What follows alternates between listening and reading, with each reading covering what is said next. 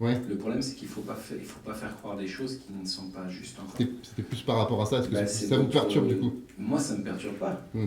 Et puis, si ça me perturbe, c'est pas grave. Ce que je veux pas, c'est que ça perturbe les joueurs. Ouais. Et là, on doit effectivement avoir un œil un peu plus protecteur parfois, bienveillant autrefois. Mais bon, oui, on est dans un monde où tout va très vite, tout va trop vite. Et le foot n'échappe pas à cette règle-là. Après, voilà, vous dites ce que vous voulez. Oui, oui, non, Moi, c'était pas. ça me perturbe pas. Encore une fois, ce que je trouve, mais c'est que effectivement,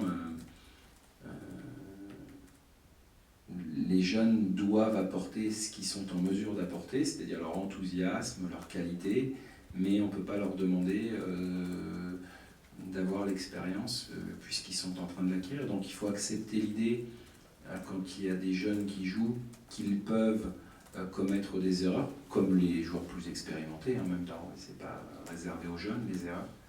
Mais il faut juste savoir que, effectivement, psychologiquement,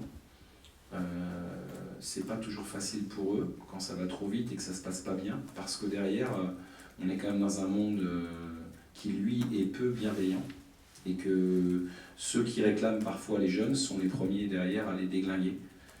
Donc, voilà. Nous, on doit prendre le recul, la hauteur nécessaire pour ne pas faire des choix,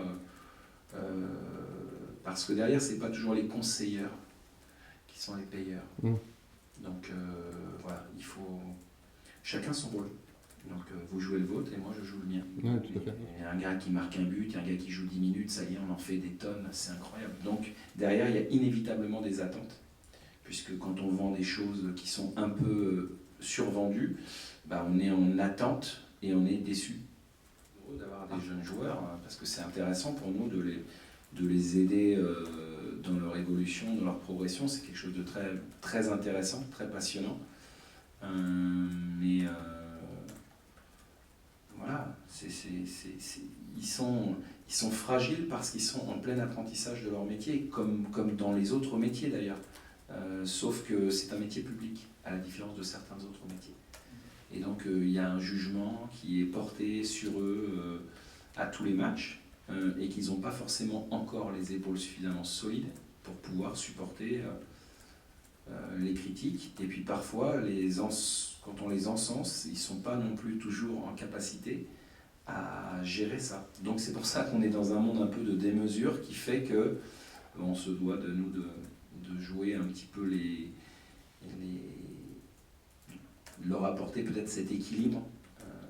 Voilà, effectif, j'essaie de mettre la meilleure équipe sur le terrain. S'il y a des jeunes qui méritent de jouer, ils jouent. S'il y a des joueurs qui sont meilleurs que les jeunes, c'est eux qui jouent. Moi, je ne suis pas là pour faire de la post-formation. C'est pas mon rôle. Mon rôle, c'est d'essayer de gagner des matchs compliqués en ce moment. Enfin, depuis le début de saison. C'est déjà suffisamment compliqué comme ça.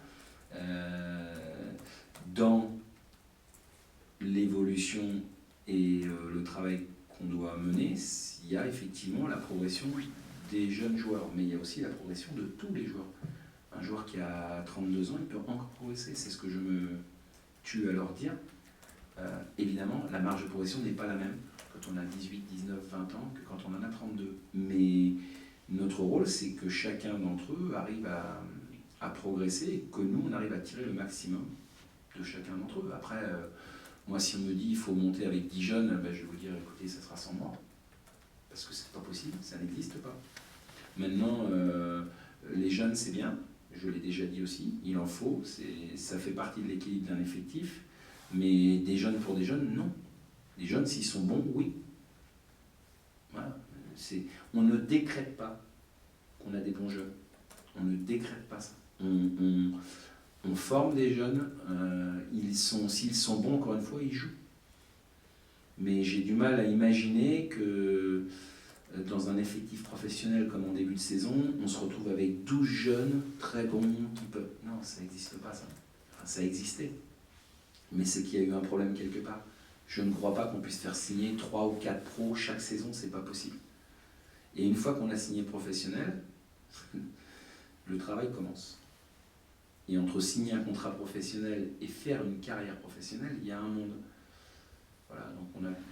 et c'est souvent la difficulté chez les jeunes joueurs, c'est que quand ils ont signé leur contrat pro, ils ont un sentiment qu'ils ont changé de statut, oui, mais après il faut le montrer sur le terrain.